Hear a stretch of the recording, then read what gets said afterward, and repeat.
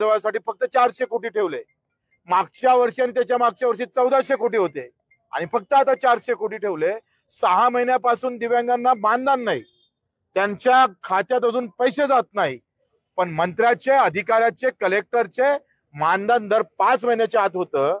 दादाची दादागिरी संपली।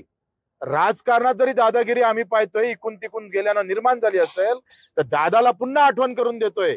आमच्या अजितदादांना विधानसभेत सांगितलं होतं का बच्चू भाऊ तुम्ही जो प्रश्न उपस्थित केला का मानधनाला अपंगांना 4-4 महिने मानधन भेटत नाही, मी तुम्हाला अजितदादा आश्वासन देतोय का महिन्याच्या 5 तारखेला मानधन जर दिव्यांगाच्या खात्यात पडलं नाही तर वित्त सचिवाचं पगार वेतन बंद करू।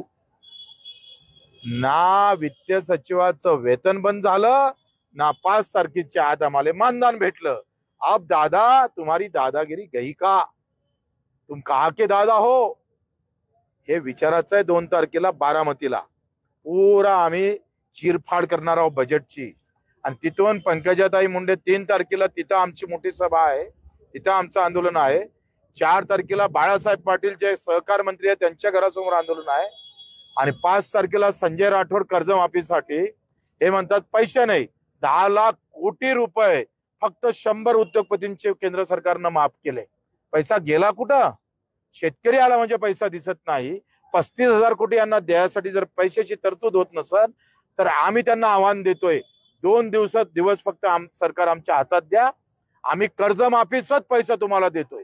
आणि मग अशा सगळ्या व्यवस्थेसाठी 6 तारखेला राज्याभिषेक दिन आहे, त्या दिवशी आम्ही मुख्यमंत्र्याचं घर घेरणार आहोत आणि तिथून 7 तारखेला अन्नत्याग आंदोलनाची सुरुवात मी करणार आहोत मोजरे इथून संत तुकडोजी महाराजांच्या स्मारकापासून।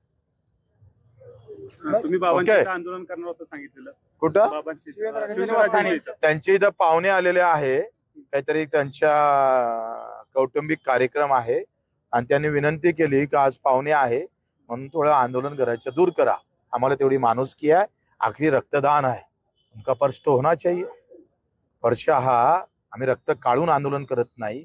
टीव्हीवर रक्त काढलं असतं तर ब्रेकिंग न्यूज झाली असती, पण रक्तदानाची ब्रेकिंग न्यूज होत नाही, हे या देशाचं दुर्दैव आहे। रक्तदान करून होणारं आंदोलन हे या देशातलं जगातलं पहिलं आहे आणि मला वाटतं याला तुम्ही त्याला कसा न्याय देता या तुमच्याकडून अपेक्षा आहे। सदिच्छा भेट घेणार आहे का तुम्ही?